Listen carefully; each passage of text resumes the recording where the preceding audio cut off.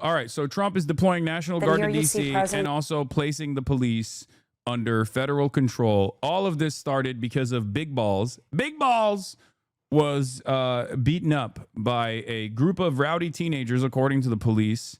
There were two teenagers, one 15-year-old, I think, teenage boy, and then another teenage girl. We don't know the exact details of what took place at this incident. Initially, they were like saying Big Balls heroically stopped a carjacking from taking place, but then like you look further into the situation and it doesn't seem like that was going on. It seems like they made it seem at first as though like Big Balls was stopping a carjacking that was taking place of a random woman. It turns out he was with his girlfriend potentially, I think. I just don't know the exact details of it, but it is Big Balls. We know that it is Big Balls. Big Balls was a victim of being attacked, a victim of an ass beating that he took from two teenagers, one boy and one girl. We know that those are the two suspects. It was the night of Big Balls. Many of you are laughing. Big Balls got his ass beat in DC by a teenage girl and a teenage boy, and you're laughing. And now Donald Trump is using, what are we doing, man? I can't believe these are the words that are coming out of my mouth when I'm describing like a potential federal takeover of law enforcement in the nation's capital. And like the inflection point of this is Big Balls getting beat up by a 15-year-old girl and a 15-year-old boy. What the is happening in this world, man?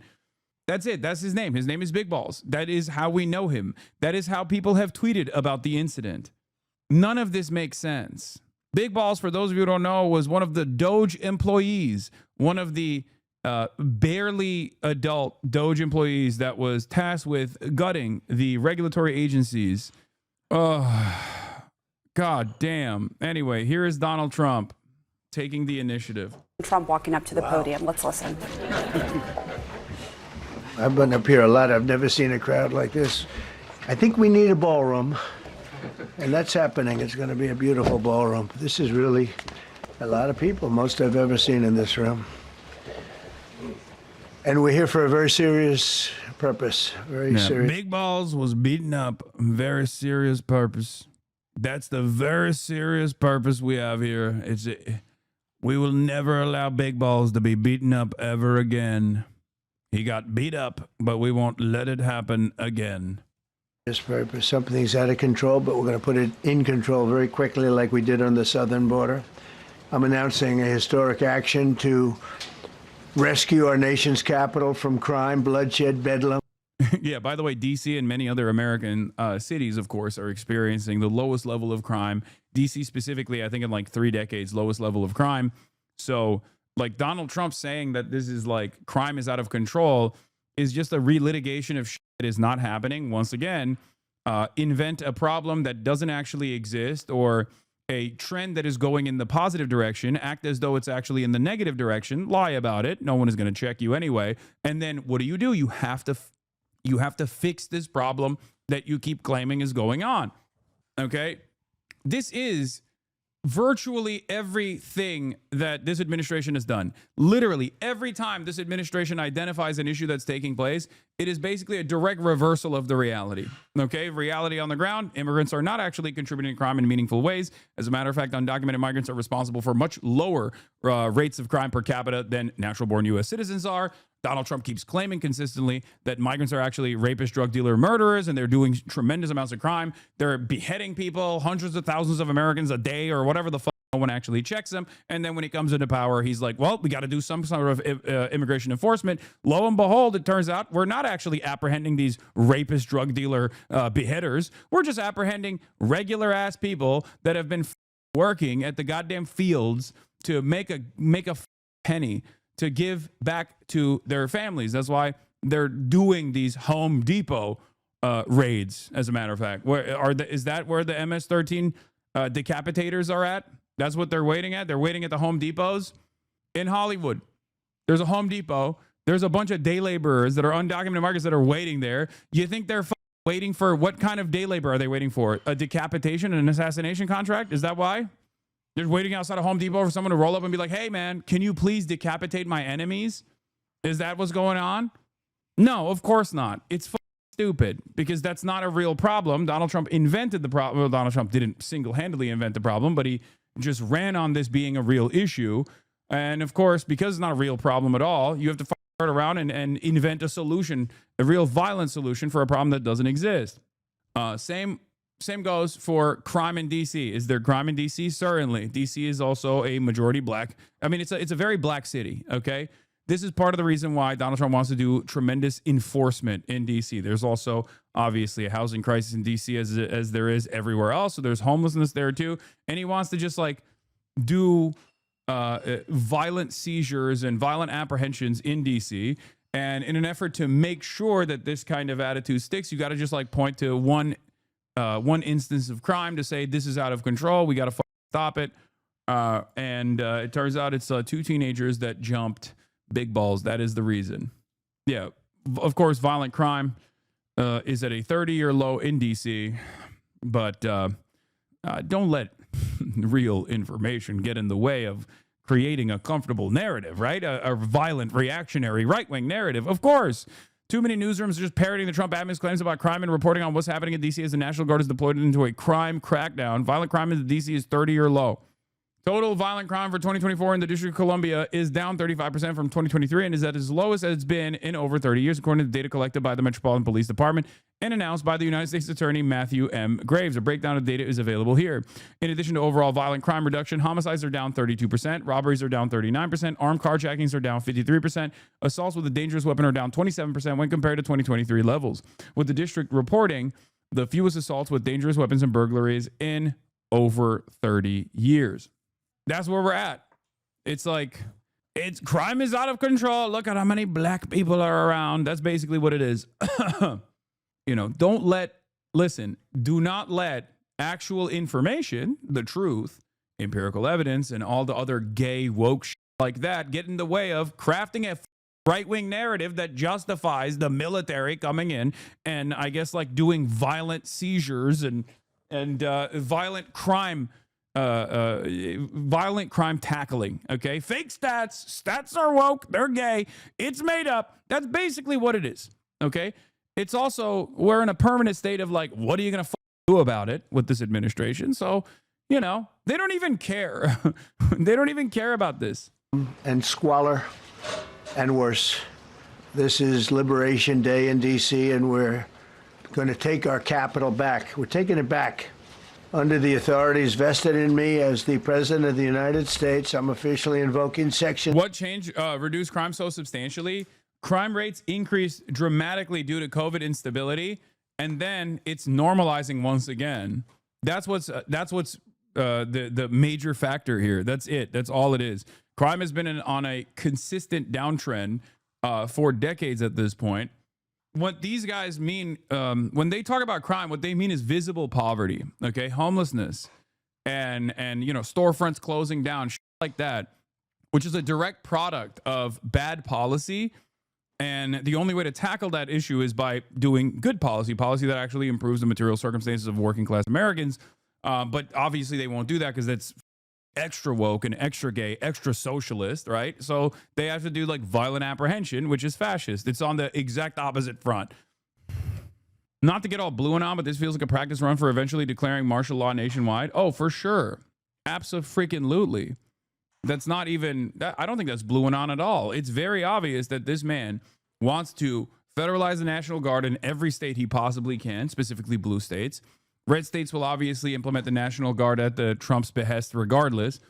And he wants to violently and forcibly go through this process and take control over every single country.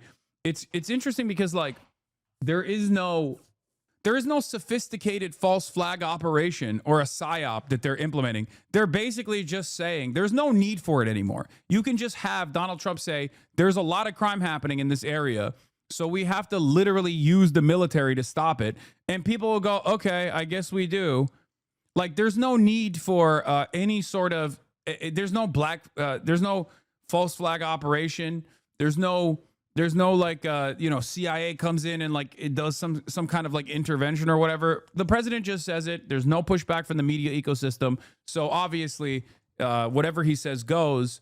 and before you know it, you're like, I guess we just have military on the streets. Great. 740 of the District of Columbia Home Rule Act. You know what that is? And placing the D.C. Metropolitan Police Department under direct federal control, and you'll be meeting the people that will be directly involved with that. Very good people, but they're tough, and they know what's happening, and they've done it before. In addition, Yeah, the fact that the victim was big balls, it makes it even crazier. Like maybe that's the false flag. Who knows, right? I don't think so though. But it does make for an insane story. It makes for quite a stupid story. You know, our big beautiful balls was attacked in a carjacking by teenagers. We will put an end to teenage crime by force. We will make the military shoot the teens. deploying the National Guard to help reestablish law, order, and public safety in Washington, D.C., and they're going to be allowed to do their job properly. And you people are victims of it, too. You know, you're reporters, and I understand a lot of you tend to be on the liberal side, but you don't want to get mugged and raped and shot and killed. And you all know people and friends of yours that happened. And so you can be any... I think one of the craziest things to say in DC of all places is that, like, you don't want to be mugged and raped and shot and killed. And it's like, dog, you're a rapist, okay? You have a literal, another rapist to your left that you made the Secretary of State. In DC of all places, if someone is likely to be raped, it is probably by the rapist in charge of the government, okay? What an insane thing to just add on to the equation. It's like when we do it, when we do the rapes, it's different. It's legalized. It's cool. Ghislaine Maxwell, free Ghislaine. Anything you want, but you want to have safety in the streets. You want to be able to leave your apartment or your house where you live and feel safe and go into a store to buy a newspaper or buy something. And you don't have that now. The murder rate in Washington... DC. Violent crime in DC. 2024 to 2025 year-to-date comparison. They just slam it right next to him saying this. Homicide down 12%. Sexual abuse down 49%. Assault with a dangerous weapon down 20%. Robbery down 28%. That's the woke DC Met Police. DC Met Police is lying because they're woke. Believe me, folks. They're lying. They're lying to the American public about how the crime is down. It's up. It's up. Why do I know it's up? Because I said so.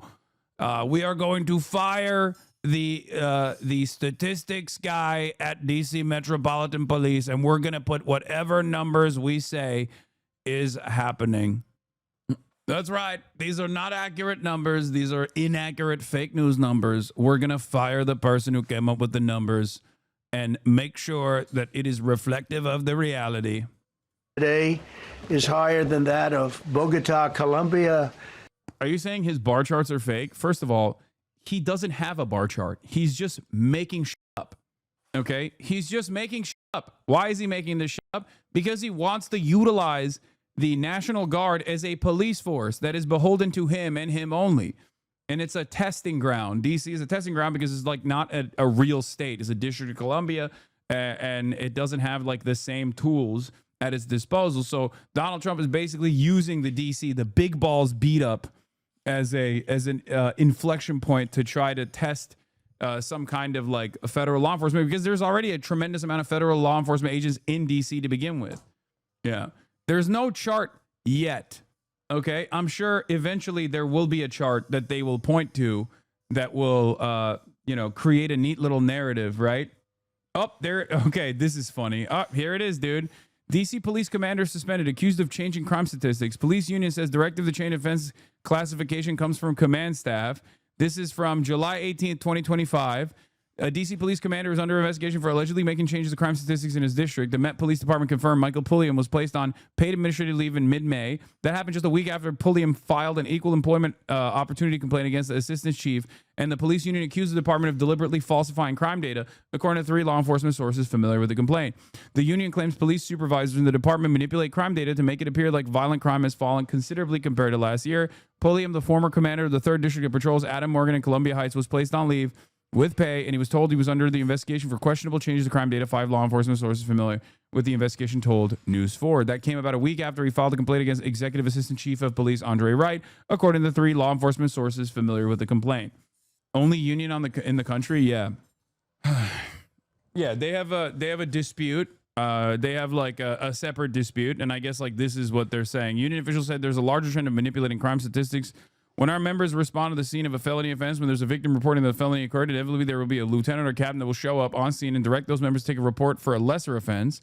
Fraternal Order of Police Chairman Greg Pemberton said. So instead of taking a report for a shooting or a stabbing or carjacking, they will order that officer to take a report for theft or an injured person to the hospital or felony assault, which is not the same type of classification. Wouldn't that also increase other crime rates, though, if that was the case? Like the lesser crimes that take place, but crime is down across the board. So how does that make sense? Are they just lying? If that was the case, then certain types of crimes that are lower offenses than like, aggravated assault with a violent firearm as opposed to like a misdemeanor, that would increase. But they're all decreasing because this is different than like, massaging the numbers. The police department's command staff is focusing on 2 categories in order to get the numbers to fall, Pemberton said: armed with a dangerous weapon and injured person to the hospital. When management officials are directing officers to take reports of felony assault, if they're going back to the police databases and changing offenses to felony assault's not a category of crime that's listed in the department's daily crime stats. It's also not something that's a requirement of the FBI's Uniform Crime Reporting Program. So by changing criminal offenses, for example, ADW bat or ADW assault with deadly weapon gun to a felony assault, that would avoid both the MPD and FBI reporting as a part of the felony offense. Here's the chart they were passing out. Oh, so they do have a chart. White House handouts passed out to reporters ahead of President Trump's news conference on DC crime. This is the chart. Washington, D.C. will be liberated today. Crime, savagery, filth, and scum will disappear. I will make our capital great again. Holy f***, is so insane. The days of ruthlessly killing or hurting innocent people are over. I quickly fixed the border. 0 illegals in the last 3 months. D.C. is next. Thank you for your attention to this matter. Criminals removed from D.C. streets this weekend. And then it's just like photos of 3 guys. Arrested for possession of controlled substance, oxycodone, and hashish. Arrested for carrying a pistol without a license. The firearm was recovered. Charged with possession of a firearm, possession of unregistered ammunition, possession with intent to distribute narcotics, and carrying a pistol without a license. Arrested for DUI. Arrested on a warrant out of Georgia. Weapons and narcotics seized during the operation this weekend. Wait, what? Narcotics seized during the operation this weekend? What the f***? This is like you buy at a storefront. Bro, this is a 10th grader made in Microsoft Word. I mean, yeah. Yeah, from immigrant crime to black crime, the conversation quickly shifted to a more comfortable territory that Americans know and Americans love talking about. One could even say that immigrant crime was an extension of like black and brown crime. POCs, they're doing crimes. And now we're back to the age-old hits. These violent black criminals must be kept at bay through lethal law enforcement, that kind of thing. Mexico City, some of the places that you hear about as being the worst places on earth, much higher. This is much higher. The number of car thefts has doubled over the past 5 years, and the number of carjackings has more than tripled. Murders in 2023 reached the highest rate probably ever. They say 25 years, but they don't know what that means because it just goes back 25 years. Can't be worse. Our capital city has been overtaken by violent gangs and bloodthirsty criminals, roving mobs of wild youth, drugged out maniacs and homeless people. And we're not going to let it happen anymore. We're not going to take it.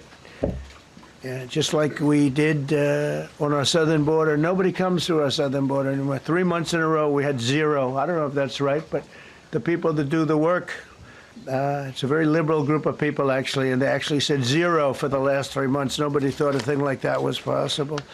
And, when you take a look at numbers, I just saw some...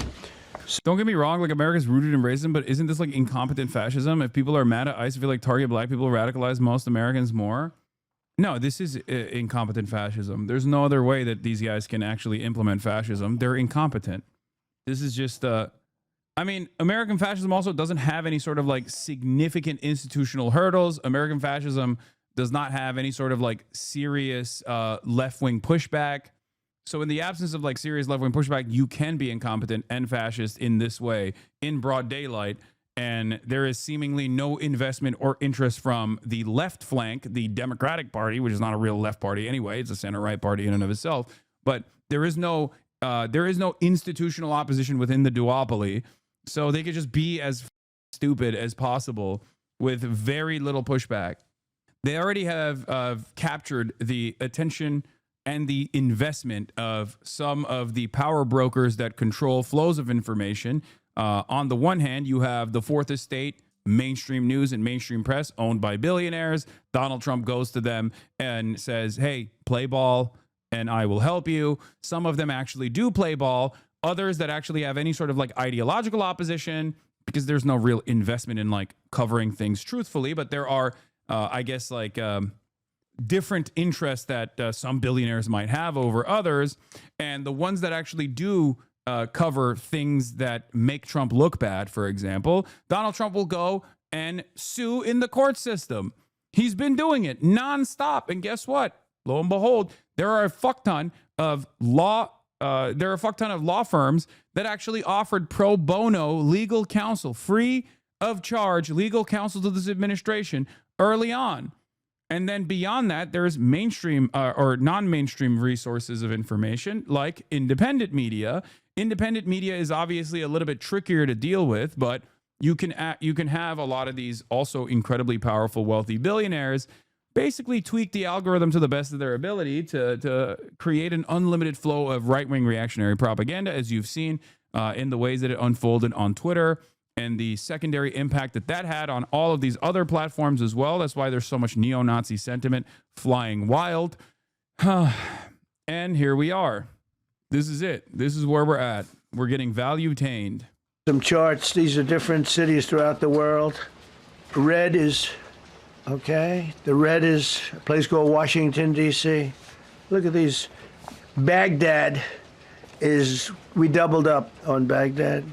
Panama City, Brasilia, San Jose, Costa Rica, Bogota, Colombia, heavy drugs. Mexico City, I mentioned, Lima, Peru, all double and triple what they are. So do you want to live in places like that? I don't think so. I don't think so. And I think the people in this room, if you wrote correctly, you'd see, look at the kind of numbers we have. D.C., 41 per 100,000, number one that we can find anywhere in the world. Other cities are pretty bad, but they're not as bad as that. Is that where you want to live? The reporters of the world? Juvenile offenders and crimes against persons, as they say. It's getting worse. Not getting better, it's getting worse. And we had a recent indication. There was a story about a man who was just left. He quit because he was asked to do phony numbers on crime. And we're going to look into that. I think Pam is going to be looking into that. But he was asked by the city, I guess, that we don't want to show the real numbers. Let me do numbers so it looks like it's going down. Not going down. And under Biden, it was a disaster. And nobody did anything about it. We're going to do things about it like you wouldn't believe. It's time for dramatic action. We're going to do the same thing over here. It's going to be a very safe city very soon. We're not looking to just take years, because a lot of people die in years. And we've got incredible people in this country, except we have to allow them to do their job. And that we will deliver like nobody's ever delivered before. I actually think it's easy. You know, if you're competent, it's easy. If you're incompetent, it's impossible. But I'm very competent. Last week, my administration surged 500 federal agents into the district, including from the FBI, ATF, DEA, Park Police, the U.S. Marshal Service, the Secret Service, and the Department of Homeland Security. You know, a lot of nations, they don't have anything like that. They got some police, and they're rough police. They don't have DEA, ATF, FBI, Park Police, the U.S. Marshal Service, Secret Service, Department of Homeland Security. They got some police, but they're rough police, and they do their job. They don't have crime. We're not going to have crime either. They made dozens of arrests, and that's what starts to happen. Again, cashless bail. Watch what we do with that. Today, we're formally declaring a public safety emergency. This is an emergency. This is a tragic emergency. And it's embarrassing for me to be up here. You know, I'm going to see Putin. I'm going to Russia on Friday. I don't like being up here talking about how unsafe and how dirty and disgusting this once beautiful capital was, with graffiti all over the walls. It's another part of it, by the way, because we're talking about safety, but we're also talking about beautification. We have the most beautiful, potentially, capital in the world. We always had. But people come from Iowa, they come from Indiana, they come and then they get... This is a great question. Where is it? Someone said, after the second time, how can people still believe what he's saying? Where did it go? I can't find it. After he got elected the second time, it's actually hard for me to listen to him talk. All the confidence and charisma is gone. How are still people falling for this? It's because of what he's saying. If you noticed, what he's saying is something that many right-wing politicians have said since the inception of the American state. The notion that, like, black and brown people are scary and they're ruining our big, beautiful cities. It's just a more modernized version of it. So you don't really need a lot of charisma when there is already, centuries of delicately crafted anti-black propaganda, anti-brown person, like these guys are different than us, a type of propaganda that he can just like rely on. It's not just Fox News. This is far before Fox News. That's why I say like anti-blackness is fundamental. It's foundational to American societal development. So all he's basically doing is relitigating that same exact fear that many Americans have, and that's all they need to hear. They see it as him truth telling. Do you understand? And it's also like a bunch of other boomer problems as well. I mean, if you notice, he's like talking about the beautification of the city by like tackling graffiti. Like, no one under the age of 35 is going to look at that and be like, wow, I'm glad that they're tackling it. Like, that's not a significant problem facing any American, not even 35, under the age of 45. Who gives a f if there's graffiti everywhere? Are you kidding me? Make affordable housing happen, okay? People can't live in homes, and you're talking about like people vandalizing the beautiful city with graffiti. No one cares. I don't care. Graffiti is so not an issue that I would say that like in the millennial generation and onward, people literally commission graffiti artists to do like murals and shit. It's over. Like that's not a real point of contention at all for many people. The reason why he's doing that is because he's an old, and he is commanding the attention of other old who do care about that sort of thing and think like, oh my God, it's riddled with crime. Yeah, the pull up your pants caucus celebrating is right. That's exactly what's happening here.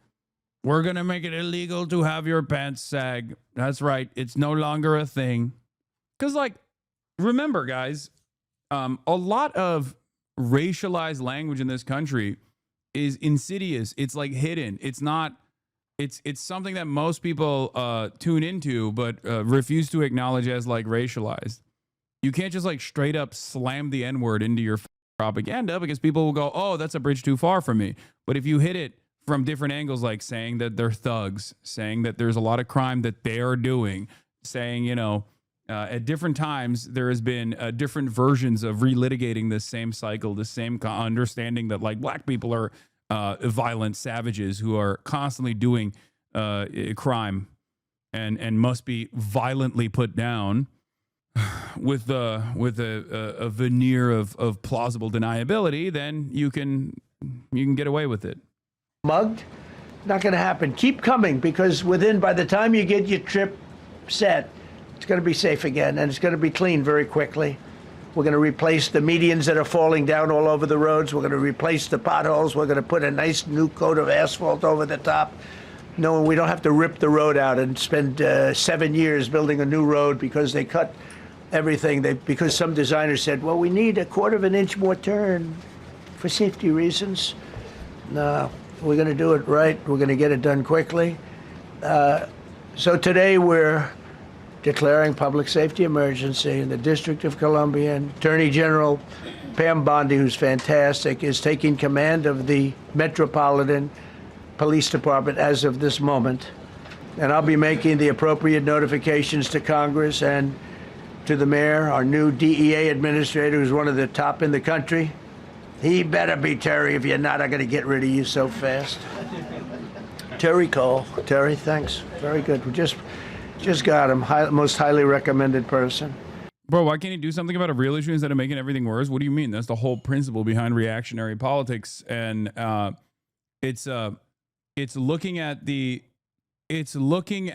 reasons as to why crime persists, and instead of actually tackling the material inequities at the heart of why crime happens, okay, instead of tackling the root of why these crimes happen, which is, of course, woke, gay, and socialist, the solution to these issues. So you can't do that. You have to continue. You have to continue with more and more violent and apprehensive law enforcement policies. It's just law and order. That's what you got to do. More law and order. More law and order. Which, of course, exacerbates the inequalities anyway. It doesn't actually solve the problem at all. It maybe like sweeps it away from the public eye for a little bit. And you'll be designated as the interim federal commissioner of the Metropolitan Police Department. Okay? And you run them tough. They're good. You have a lot of good people. You have people that shouldn't be there. You also have people that shouldn't be there. They got in there because of woke. But you have a lot of great police. And those people are the ones that want to help you. Pamela, it was more than an hour. You got people in there because of woke. Incredible, man. Incredible. You got people in there because of woke that shouldn't be in there. I mean, what do you say to that? What do you say to that? That's the president, man.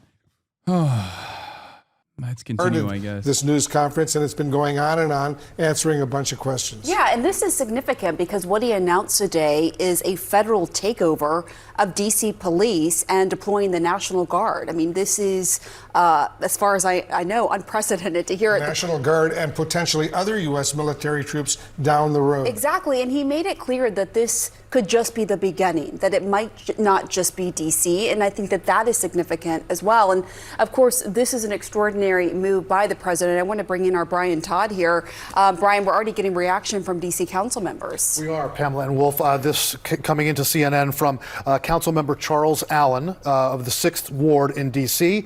His post is, quote, "The president taking over local control of MPD and putting the U.S. military onto the streets of D.C. under the guise of public safety is wrong. It's an extreme, outrageous, and dangerous move for our city and the safety of all of our residents." He's the first city council member to react to this whole thing. None of them had reacted really last week to this in any real measure. This is the first time a city council member has reacted. Is it blue and on to think this is another Epstein distraction? No, I think this isn't an Epstein distraction necessarily. I think this is just like another part of the broader plan. I don't think it's even blue and on to suggest that this is like the ultimate goal, which is to violently take over any sort of crime enforcement and give it directly to the hands of a much more servile federal law enforcement that is beholden to Donald Trump first and foremost. It's just like they don't want any sort of localized control. They don't want any sort of like blue cities making decisions that would protect their own citizens, protect their own local constituents. They want basically all control to be in the hands of the administrative state, and they want to engage in a fascist takeover of cities. I think that's what it is. Like, they see the kind of language coming from Zohran Mamdani, for example. And it's like, oh, you do this to DC first, and you have a successful strategy that you've implemented in terms of like a brown shirt fascist takeover over the Capitol. Then you can do it in New York City too. It's I mean, it started not with DC, but it started with like Los Angeles. Los Angeles was the blueprint. Act as though crime is completely out of control, and forcibly federalize the National Guard against the demands or the interests of the state governance itself, and use that as a threatening military presence to violently stop any sort of pushback from the local citizens. Portland is another example as well. Portland and Trump 1 was a perfect example of this.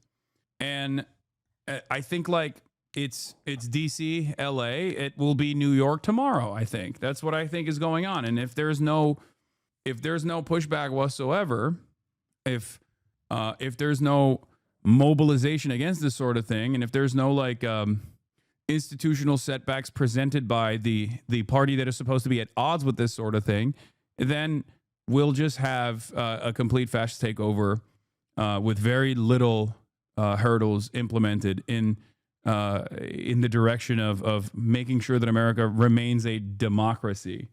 And come out strongly on this.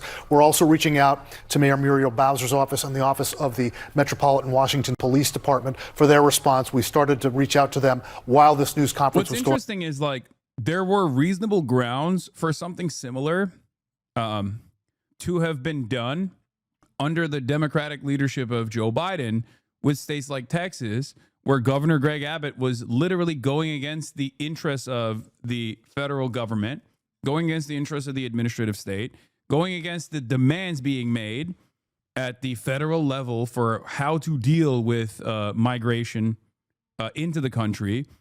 And yet no such incident took place when there was actually a reason for Biden to do this. You understand? Like, Biden should have done this. This is something that I said Biden should have done. And of course, at the time, many people were like, well, don't you think that that would be a dangerous precedent to set? No, because if a if a state is deciding that they're just going to violate the aspects of the federal government that have full control over, like, immigration, for example, and they're just going to seemingly decide on their own what to do, and then they're going to do human trafficking, which is what Greg Abbott and Ron DeSantis famously did when Biden was president, then you have to punish them. Otherwise, if you don't fucking punish them, they're just going to continue doing it. And what I was demanding at that point was actually doing law and order, not like a fake made up crime, or not like a normal part of existing in a city that already has like local forms of policing to deal with these sorts of things like carjackings and the like, but instead like a state directly violating orders from the federal government. And Biden didn't do it, and Republicans still ended up doing it anyway. So this is the point we're at. It's like Democrats being like, oh, well, we got to protect the institutions, the sanctity of our institutions. If we like violate something, if we actually violate previous norms like this, then Republicans will violate them when they come into power. And it's like, okay, but they already are going to do it, and they have done it, and they're going to continue doing it anyway. You have to, at some point, you have to fight fire with fire and actually actively push back. Republicans have never looked for permission from the Democrats to do something. They just do it. They know what they can get away with, and they rely on their base and the appetite that their base has for like unlimited violence against known villains, okay, well-established villains, marginalized demographics and things like that, and they will do anything they want to do. Yeah, so why do you believe Democrats will push back? What point did I say they are pushing back? I'm saying that they're not, and I wish they would. Going on. No word back from them yet. The mayor has been fairly muted in her comments on this. She did speak out yesterday in an interview, but did not openly criticize the president for this. It's an extraordinary move. We have to point out, never before in American history has a U.S. president taken over control of the Metropolitan Washington, D.C. Police Department. How is this going to work on the streets? How is it going to work from a command and control standpoint? That is a huge, huge question. And of course, his threat to do this in other cities.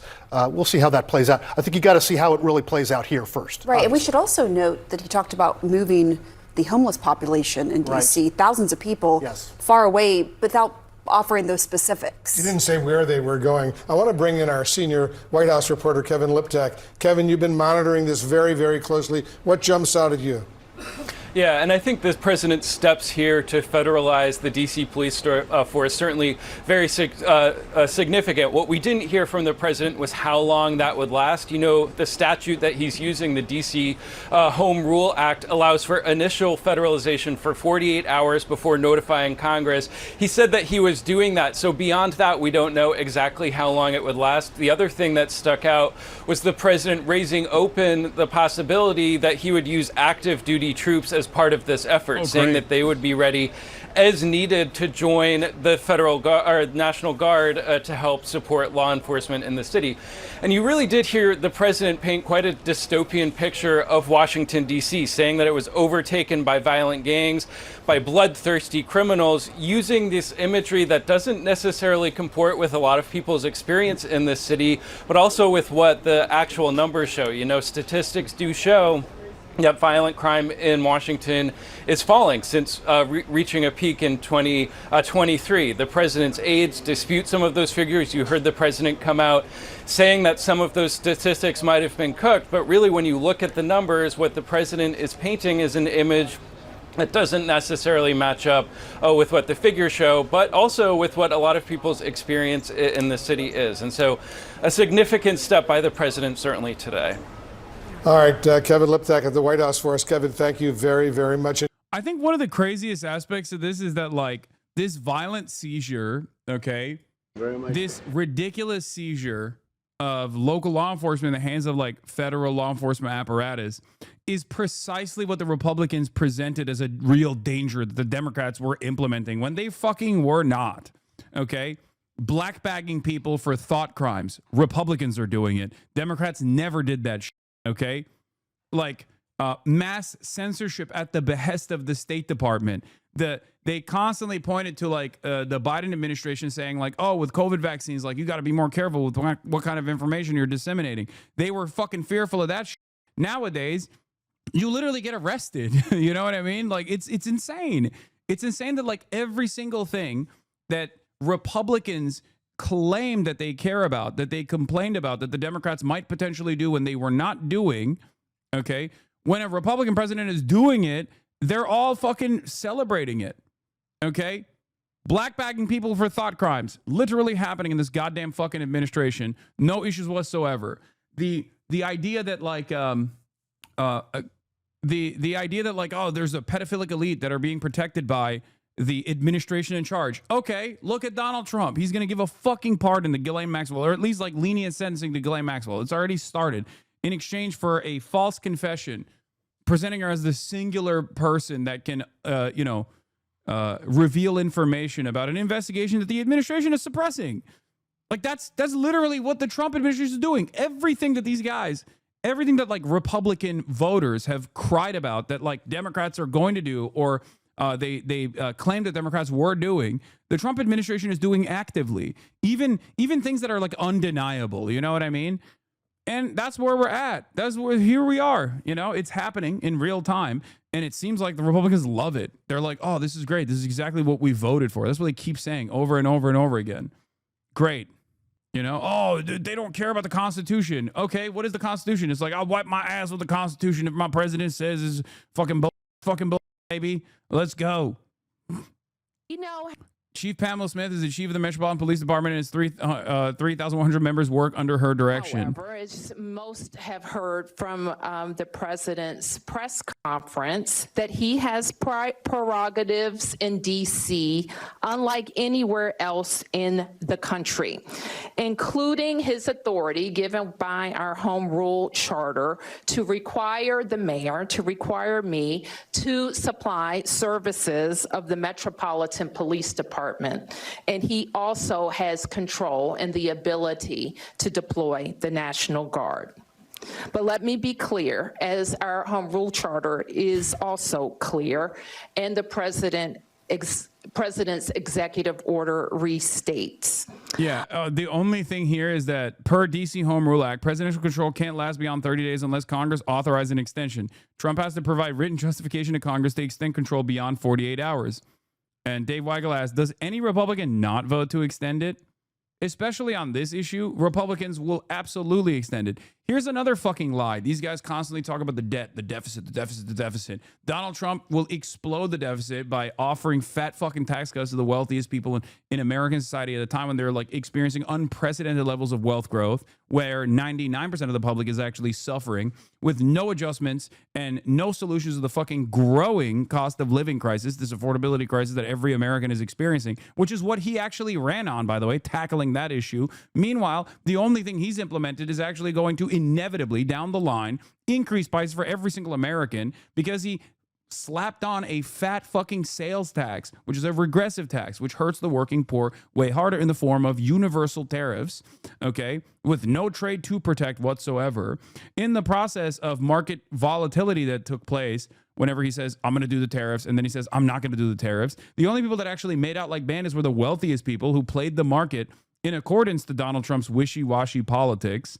And not only that, but instead of cutting back on like military spending, what we're doing is increasing military spending, which was yet another lie. There is trillions of dollars the Pentagon cannot even account for at this point. Never actually passed the audit. Doesn't really matter. We just got to keep dumping more money into that endeavor. And now we have to. Now we will use the military as a law enforcement mechanism in direct violation of the Constitution, but it doesn't fucking matter because Trump can just turn around and say, well, there's crime happening. It's really scary. We got to use the military. That's it. That's it. All the while, there is another federal law enforcement mechanism that is straight up operating without any sort of constitutional limitations under the Department of Homeland Security. And the Trump administration is using that as its own personal Gestapo force. And we gave 17 billion, or not 17, 175 billion total in the next decade to make sure that we fund this federal law enforcement agency so they can do black bagging, kidnapping operations in the middle of the street with no constitutional scrutiny whatsoever, with no limitations whatsoever. They operate outside of the bounds of the Constitution at the direct behest of the president. You make these decisions if you feel like you're never going to lose an election or if there's no election ever going to take place whatsoever. Make no mistake. That's why I keep saying, perhaps jokingly, that like, who knows if we'll have another election, you know? These guys are moving. These guys are moving like they don't care if Democrats ever actually come back to power because either they believe that the Democrats won't do anything with this newfound consolidation of power at the White House, or they'll never actually reach the White House ever again. Chief Pamela Smith is the chief of the Metropolitan Police Department, and its 3,100 members work under her direction. The Home Rule Charter requires the mayor to provide the services of MPD during special conditions of an emergency, and we will follow the law. Though there's a question of the subjectivity of that declaration. In fact, the chief has already provided a high-level liaison. Anyway, let's continue. Breaking. Hexit announces mobilization of the National Guard in Trump-ordered crackdown on D.C. crime. Pete, could you say something about the military, if you would? Well, Mr. President, it's an honor to be here. And at your direction this morning, we've mobilized the D.C. National Guard. It'll be operationalized by the Secretary of the Army, Dan Driscoll, through the D.C. Guard. You will see them flowing into the streets of Washington in the coming week. At your direction as well, sir, there are other units we are prepared to bring in. Other National Guard units, other specialized units. They will be strong, they will be tough, and they will stand with their law enforcement partners. This is nothing new for DOD. As the President noted, at the border, we've got 10,000 troops down there who've been operating in defense cooperation areas, defense zones, where there's zero illegal crossings because of troops on strikers scanning the border. We've been protecting other people's borders for 20 years. It's about time we protect our own. And we're working with ICE and CBP. In Los Angeles, we did the same thing, working with the California National Guard, working with ICE officers. ICE officers deserve to do their job and not be attacked. We will work alongside all DC police and federal law enforcement to ensure this city is safe, this city is beautiful. And as I always say about President Trump to the troops, he has their back. And my message to the National Guard and federal law enforcement in Washington is, we have your back as well. Be tough, be strong, we're right behind you. Thank you, Mr. President. I'm going to ask Pam. Good, if we could keep the first questions perhaps to this subject, and then we'll go on to a few others. Please. Mr. President, thank you so much. Can you talk about... Remember when Hexit was told to stay home during J6 because he has Nazi tattoos and even his command knew they were a red flag? Certainly nothing of concern now that he's doing martial law in the same city we are in hell. Yeah, I mean, that was like a big part of the reason why he became the Secretary of Defense. because Donald Trump heard that story and was like, that's exactly the kind of guy that we need to have running the military. That's real, by the way. That's a real story. Pete Hegseth is a part of the National Guard, okay, at the time. And because he has like a Templar tattoos and like Crusader tattoos and they're like, hey, you can't be a part of the security detail. You have Templar tattoos. That's insane. So he takes that personally and he wrote an entire book about it. And now, now he's at the now he's at the tippy top. It's just tattoos, Hasan. Yeah, exactly. No, it's just us. Yeah, when people have like swastikas and shit, it's just a tattoo, bro. It's not like the actual tattoo. It's what the tattoo is, the meaning behind it, For years and years, I have warned about this. I said over and over again that if the opposition party that was in charge at the time does not create a counter messaging campaign that is dedicated to calling into question the right-wing hysteria and the right-wing panic surrounding the crime wave, then this is the only thing that people will remember, and they will be infinitely more susceptible to this kind of hysteria when the Republicans inevitably come back in charge and they actually do the violations, they actually do the crimes to stop a crime wave that they have whipped up. And of course, they didn't do that. Instead, they fell mercy to the right-wing reactionary sentiments surrounding big crime in big blue cities. And they themselves were like, we got to do something about it. More apprehension is a necessity. More violent enforcement is a necessity. And here we are. You can trace this with even the pro-Palestinian student encampments and the pro-Palestinian movement that took place after October 7 and the ways in which the Democrat-run government actively tried to suppress these movements and fell mercy to the media hysteria that was whipped around the notion that these insanely peaceful student protests that were on the right side of history were actually barbaric, monstrous anti-Semites, even though it was a lot of these protest movements are also led by Jewish students themselves. Okay. There were 3,500 arrests of student protesters under the Biden administration. What do you think happens when Trump comes into office? Of course, he's going to escalate the problem. Of course, he's going to push it even further. That's it.